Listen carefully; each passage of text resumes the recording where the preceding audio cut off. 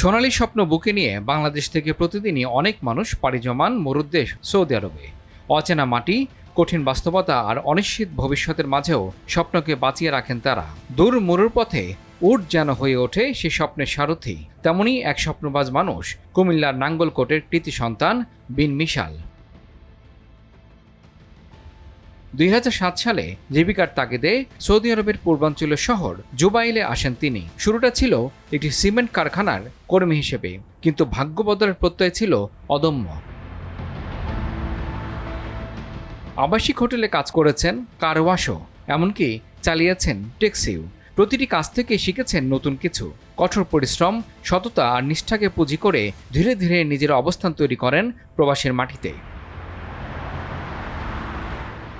আজ সেই সংগ্রামী মানুষটির হাত ধরে গড়ে উঠেছে বিন মিশাল ট্রাভেলস অ্যান্ড ট্যুরিজম। শুধু ব্যবসা নয়, প্রতিষ্ঠানটি এখন লাখো প্রবাসীর আস্থার ঠিকানা। প্রথমে আমি ধন্যবাদ জানাবো আমার প্রবাসী ভাইদের, কারণ যাদের কারণে আজকে আমি ব্যক্তি বিন মিশাল। আমার শুরুটা 2007 সাল থেকে। সৌদি সরকারের ইমিগ্রেশন, পুলিশ, যাতায়াত সহ বিভিন্ন গুরুত্বপূর্ণ বার্তা ও সার্কুলার সম্পর্কে প্রবাসীদের নির্ভুল তথ্য দিয়ে সহযোগিতা করে আসছে প্রতিষ্ঠানটি। আগে এসব তথ্যের জন্য কপিলের পেছনে ছুটতে হতো, কখনো দিতে হতো অতিরিক্ত অর্থ।